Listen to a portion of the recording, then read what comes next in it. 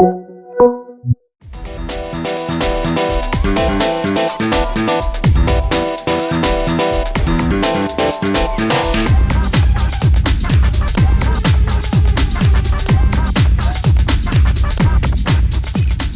този малък приятел тук всъщност носи повече промени, отколкото по-големият си брат. Имаме може би двете най-важни промени. Едната е по-голяма батерия, а другата е по-добра основна камера.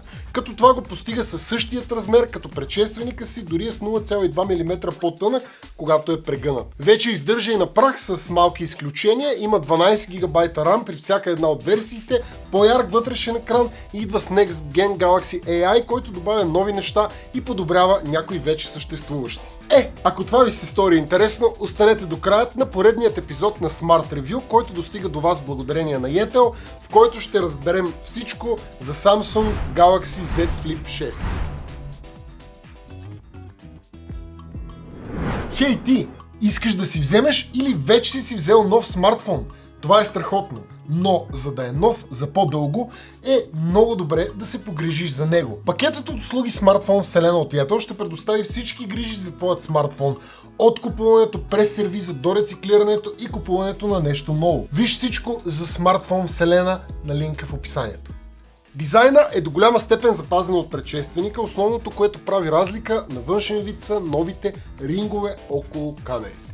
Размера също е запазен, като новият флип е с 0,2 мм по-тънък от предшественика, когато е прегънат, но е изцяло плосък, когато се отвори благодарение на новата рамка. Тя дава възможност и цепнатината при прегъващия се екран да е значително по-малка и въпреки това продължава да си личи. Телефонът е много фин и лек, тежи около 187 грама, като имаме и друга новост. Алуминиевата рамка, която свързва предната и задната част, беше обла и гланцирана, сега е плоска и матирана. На мен много повече ми харесва плоската и матирана рамка, много по-добре ляга в ръката ми и е удоволствие да се борави с телефона. Можете да го ползвате с една ръка, както и отворен, така и затворен, което е доста удобно. Цветовете, в които се предлага, също са супер приятни и допринасят за страхотното изживяване. Има го в жълто, синьо, ментово и сребристо. Кой от тях ви харесва най-много на вас? Аз си харесах жълтото, каквато е и моята бройка, но смятам, че и ментовото е доста готино. Според мен има и промяна във високоговорителите, определено ниските честоти звучат по-плътно, което допринася за страхотно мултимедийно изживяване. Телефонът има рейтинг IP48, т.е. вече освен водоустойчив издържа и на прах, но това е само за частици над 1 мм, т.е. все пак трябва да бъдем внимателни. Освен това, отдясно при бутона за събуждане и заключване на телефона имаме и сензор за пръстов отпечатък, който работи буквално светкавично и не трябва да се натисне предварително за да отчете, както е при Fold модела.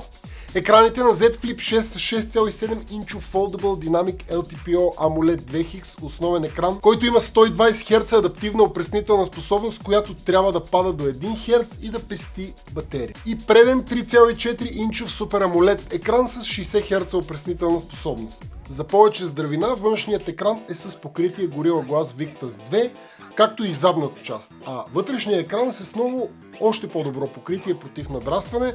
Освен с ново покритие, той е и доста по-ярък с пикова яркост от 2600 нита. Големия екран е страхотен и за цъкане на игрички, и за мултимедия, и просто за скролване в нета. На предният екран също можете да вършите някои от нещата, но за тях ще ви споделя повече в сегмента за функционалност. Основната камера на Z Flip 6 е променена. Имаме 50 мегапикселов основен сензор, такъв какъвто има и Galaxy S24. Имаме и 12 мегапикселова ултраширокоъгълна камера, както и имаме 10 мегапикселова селфи камера. Като често казано аз почти няма ползвам селфи камерата, тъй като заради функционалността на флипа даже забравям, че при вътрешния екран има още една камера. Просто е много удобно да се ползва основната камера, както за селфите, така и за нормални снимки. Определено апгрейда в основната камера се личи, като според мен най-много се личи разликата в снимките на по-тъмно. Но да започнем с светлите. Първо, заради по-големият сензор, дори да зумнете малко, качеството не се разваля, което е супер, а когато мястото е добре осветено, снимките са почти перфектни. Имаме доста добър детайл, страхотен Dynamic Range, както и добра наситеност на цветовете, без прекалено пренасищане. Снимките наистина изглеждат по-естествени или натурални. Ултраширокоъгълната камера е същата като на предшественика, снимка, но и тя доставя задоволителни резултати. Единствено би ми се искало да видя при нея и автофокус. Както казах по-рано, снимките на тъмно с основната камера са доста добри, личи си определено апгрейда. Същото се отнася и за видеото, като вече всички камери могат да снимат на 4К на 60 кадра в секунда, за разлика от предшественика, който не можеше да снима така с ултра широкоъгълната камера. Генерално камера сетъпа е доста добър, като цяло фокуса в тези модели с прегъващи се екрани не са камерите и въпреки това тук имаме надграждане и то си личи. Камерите са универсални и доставят добро качество и на снимки и на видео. А и това, че заради прегъващия се екран можем да го поставим на всякакви места и да направим интересни кадри, допринася за качествените снимки. И все пак, като заговорих за прегъващ се екран и камери, добавил съм нещо допълнително относно секцията с камерата в сегмента за функционалност. Next Gen Galaxy AI идва и при Z Flip 6, като естествено се очаква да се появи и при всички други устройства, които вече го поддържат, но тук, както и при Fold, имаме превод в реално време на още допълнителни езици. Можете да ползвате екраните на телефона, така че от едната страна да говорите на един език, а от другата на друг и да виждате превода в реално време и от двете страни. Подобренията, освен в това, идват и в разбирането на изкуственият интелект и начина, по който микрофоните улавят говора. Наистина е подобрено. Също така можете да ползвате превода и в други програмки, а не само в разговорите през мобилната мрежа. Тоест можете да си говорите по WhatsApp, Instagram, Messenger, Telegram и какво ли още не и да получите превод в реално време, което е супер. Circle to Search with Google, освен да ти даде полезна информация за практически всичко, може да решава задачи вместо теб и то даже да те научи как да ги решиш и ти. Sketch to Image е може би моята любима функция, тъй като тя ти дава възможност да скицираш картинка и Galaxy AI да я превърне в доста добра версия. Аз като човек, който изобщо не може да рисува, много се забавлявам с това. Всъщност имаш възможност и на база на вече направена твоя снимка с функцията Portrait Studio Photo Editing, Galaxy AI да генерира твои различни версии на база на твоите изисквания. Освен това, разбира се, имате и възможността да изтривате или променяте разни неща по снимките, както вече го имаше при другите устройства с Galaxy AI. Smart Select пък ви дава възможност да направите скриншот на произволна част от екрана, което бих казал е много удобно. Разбира се, можеш и да систематизираш дълъг текст и всичките други вече познати Galaxy AI неща. А вие, между другото, споделете в коментарите коя от всички тези екстри бихте ползвали, ще ми е наистина много интересно. Galaxy Z Flip 6 се задвижва от най-мощният към момента Snapdragon 8 Gen 3 процесор, който даже е допълнително засилен специално за Galaxy серията. Освен това, за първи път в историята на флип телефони имаме Vapor Chamber, който реално помага за по-добро охлаждане, тъй като процесорът наистина е доста мощен. Имаме скоки в оперативната памет, вече моделите се предлагат с 12 ГБ RAM, като имаме опция за 256 или 512 ГБ вградена памет, без възможност за увеличаването и с карта, като паметта е UFS 4.0. Galaxy Z Flip 6 заедно и с Fold са първите телефони на Samsung с прегъващи се екрани, които ще имат 7 годишна поддръжка по операционната система и 7 години поддръжка по сигурността. От гледна точка на ежедневно ползване телефона хвърчи. Всичко се случва супер плавно и приятно и работи много добре. Дори и с тежък гейминг нямаме никакви проблеми, можем да подкараме и най-мощните игри на завидни кадри в секунда. Процесора се представя много добре, но въпреки охлаждането, за да запази добри градуси, му пада производителността при тежък товар.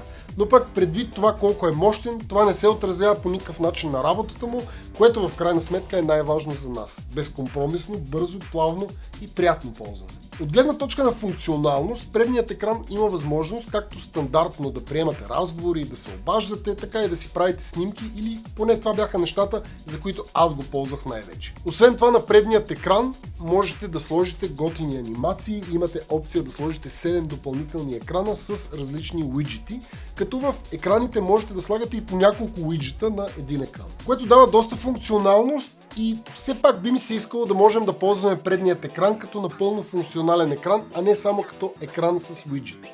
От друга страна обаче на големия екран има апове, които се възползват много добре от прегъването и добавят допълнителна функционалност, което е супер. Освен това, когато телефона е затворен, при снимките няма никакъв проблем, но при правенето на видео резолюцията на видео за снимане е лимитирана на 1080p на 30 кадра в секунда и трябва да отворите телефона, за да се възползвате от пълният потенциал на камера. Батерията на Galaxy Z Flip 6 е увеличена на 4000 мА, на предшественика беше 3700, което е страхотно, но за съжаление скоростта на зареждане от 25 В жично, 15 В безжично и 4,5 В безжично отдаване на ток е запазена от вече няколко генерации, като освен това имаме и само кабелче в комплекта, нямаме зарядно. Като с тази батерия можете да браузвате в нета над 8 часа и половина, да гледате видео онлайн над 15 часа или да цъкате игри около 6 часа. Като последното основно зависи от това колко е тежка игра. Определено дори с малко си личи по-голямата батерия, тъй като това определено е нужно при всеки телефон. Важното е, че телефонът без проблем изкарва един ден при интензивно ползване, а дори и повече, ако го ползвате основно с предният екран. Определено Galaxy Z Flip 6 е стъпка напред. Идва с по-голяма батерия, прахоустойчивост, по-яка основна камера, по-ярък основен екран и повече оперативна памет. Пристига с, бих казал, куп екстри от Galaxy AI, както и с много приятни цветове, а и е съвсем малко по-тънък от предшественика си. Има и нова панта и матирана плоска рамка, което всичко е страхотно, но и нека не забравяме, че запазва скоростта на зареждане, както има лимитирана функционалност на предният екран, както и малко лимитира функционалността на камерата, когато е затворен. Дали това е достатъчно, за да ви накара да си вземете Galaxy Z Flip 6? Пишете отдолу в коментарите.